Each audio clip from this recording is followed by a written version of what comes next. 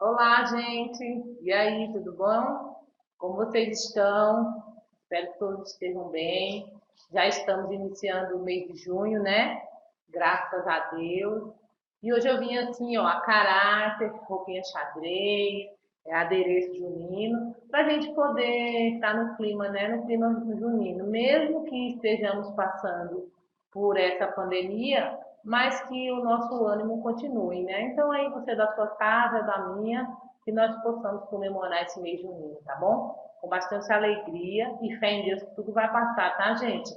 Vamos nos animar que nós estamos mais perto do que longe disso tudo passar, certo? E hoje na aula eu vim finalizar, fechar o assunto de fábula, tá bom? Vamos concluir esse assunto para quando for nos próximos vídeos eu vou iniciar outros. Então eu vou passar para vocês o exercício que está no seu livro, na página 19. E eu peguei o exercício e tirei algumas questões para eu poder explicar como você responder e fazer uma revisão também sobre fábula, tá certo? Então vamos lá. A fábula que eu vou ler para vocês é A Coruja e a Águia. Se você tiver com o livro, pega o livro aí, abra na página 19, porque aí você vai acompanhando, é melhor, tá certo? Vamos lá? A coruja e a águia, depois de muita briga, resolveram fazer as pazes. Basta de guerra, disse a coruja. O mundo é tão grande o mundo é tão grande, tolice maior que o mundo é andarmos a comer os filhotes uma da outra. Perfeitamente, respondeu a águia. Também eu não quero outra coisa. Nesse caso, combinemos isto. De agora em diante, não comerás nunca mais os meus filhotes. Muito bem, mas como vou distinguir os teus filhotes? Coisa fácil, sempre que encontrares uns borrachos lindos, bem feitinhos de cor, alegres, cheios de uma graça especial que não existe em filhote de nenhuma outra ave, já sabe, são os meus. Está feito, concluiu a águia. Dias depois, andando à caça, a águia encontrou um ninho com 3 monstrengos dentro, que piavam de bico muito aberto. Horríveis bichos, vê-se logo que não são os filhos da coruja, disse ela, e comeu-os. Mas eram os filhos da coruja. Ao regressar à toca, a triste mãe chorou amargamente o desastre e foi ajustar as contas com a rainha das aves. Que? Perguntou esta admirada. Eram teus filhos, aqueles monstrenguinhos? Pois olha, se não pareciam nada com o retrato que deles me fizeste.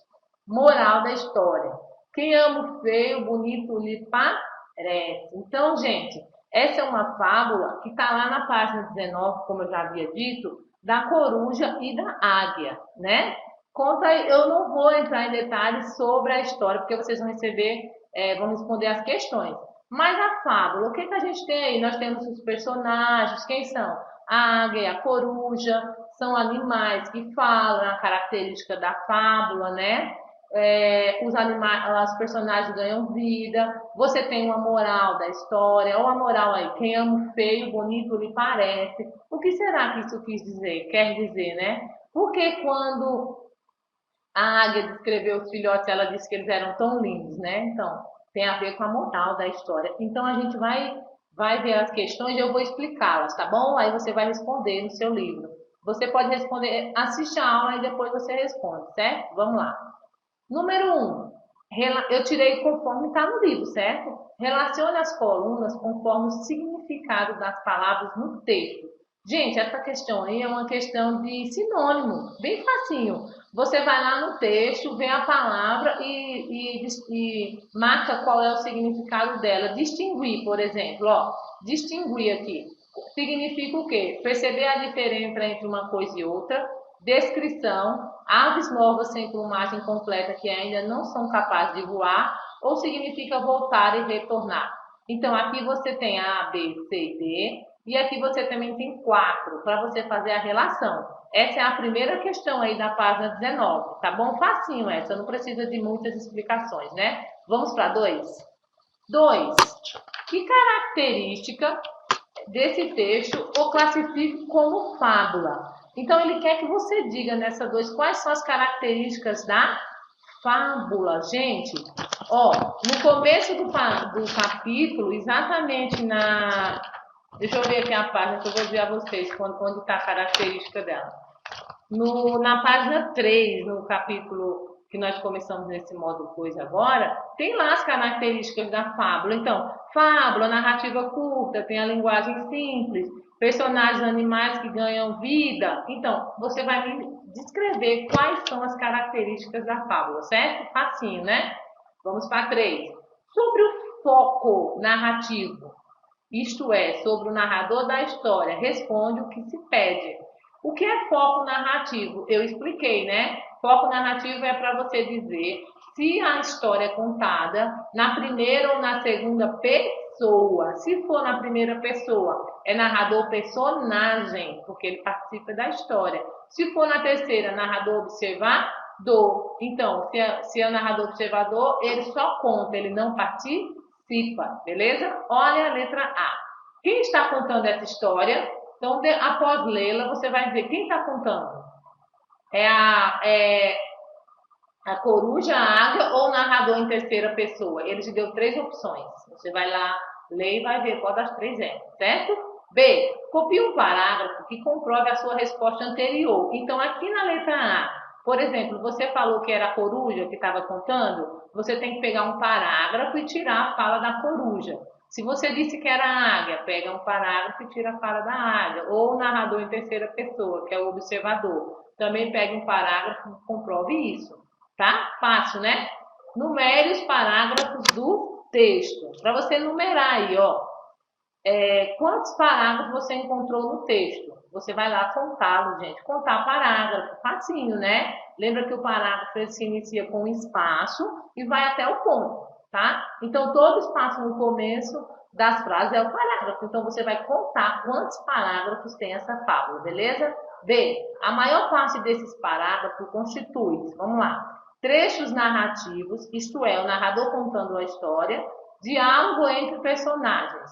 Então, você vai marcar aí, deixa eu ver se tem mais, só até aí. Você vai marcar uma das duas, ou é trecho narrativo é o quê? Alguém contando, o narrador contando. Ou é diálogo, ou é os personagens conversando. Qual dos dois? Só marcar uma resposta, tá certo? Vamos para 5.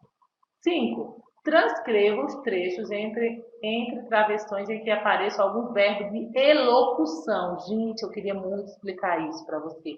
Verbos de elocução, tá lá na sua página 8, tá numa caixinha assim, do lado da página da descrição de discurso direto e indireto. Verbos de elocução são aqueles verbos que são usados nos textos para introduzir a fala dos personagens. É por isso que é elocução. Elocução é verbos usados para introduzir a fala dos personagens. Olha na página 8, olha na 8, olha lá, está escrito assim. Verbo de elocução ou verbo de dizer são aqueles que introduzem anúncio ou anunciam a fala dos personagens. Por exemplo, o verbo dizer é um verbo de elocução. Dizer, a coruja disse. Quando fala a coruja disse, esse verbo aí é um verbo de elocução. Vai falar qual foi a fala da coruja. Então, ele quer que você transcreva os trechos entre travessões que aparecem estes verbos, tá bom? Espero que eu tenha tirado essa dúvida, que eu recebi bastante mensagem perguntando sobre isso. 6. O texto começa com uma situação problema entre a águia e a coruja. Marque verdadeiro ou falso. Então, aí você tá lá nas 6. Eu não coloquei aqui as alternativas, porque tá aí no seu livro, né? Você vai responder essa questão. É só para você ver se é verdadeiro o que o livro mostra a você sobre a fábula ou falso. Então, só marca verdadeiro ou falso. Tá bom? Tá aí na questão 6. Vamos ver. 7. Coruja e águia fizeram um combinado sobre esse acordo entre as duas aves. Responda o que se pede. Letra A. Qual foi o combinado? Facinho, você volta lá na fábula. O que foi que elas combinaram? Qual foi o acordo? A letra A. D. Diante do acordo, a águia apontou um problema à coruja. Qual? Então, quando elas fizeram um acordo, a águia apontou um problema. Disse que tinha um problema. Qual é esse problema? Facinho, só é você transcrever aí. Vamos para C. Copie do trecho que comprova como a coruja resolveu o problema. Como foi que a coruja resolveu esse problema? Que solução ela deu? Só você copiar aqui na letra C. D. A águia se mostrou favorável ao acordo. Que expressão usou quando fechou o acordo entre elas? Gente, que expressão? É só você ver qual foi a palavra. Traduzindo, que expressão? Qual foi a palavra? Só você colocar aqui na D. Que expressão ela usou quando fechou o combinado? O acordo foi cumprido? Sim ou não? Você vai colocar sim ou não. Por quê? Se você responder sim, você tem que justificar. E se responder não, também tem que justificar. Fácil, né? Vamos lá. 8. Que expressão leva o leitor a entender que a narrativa foi interrompida pela passagem do tempo? Então, que expressão, qual palavra leva você a entender que a história foi interrompida pela passagem do tempo? Você só vai colocar aqui para mim, qual é a palavra, certo?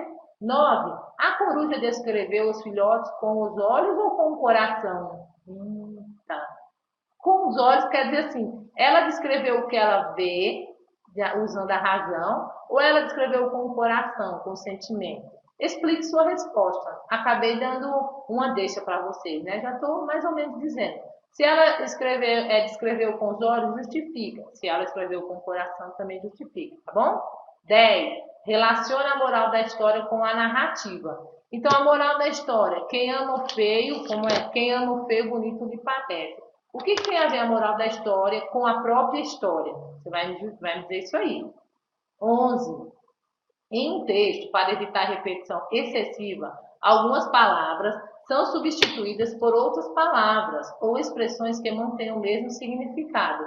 É o que ocorre nos trechos sublinhados a seguir. Vamos lá.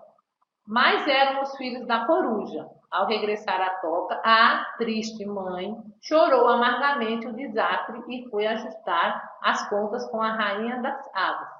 Que perguntou esta, admirada: eram teus filhos aqueles monstrenguinhos?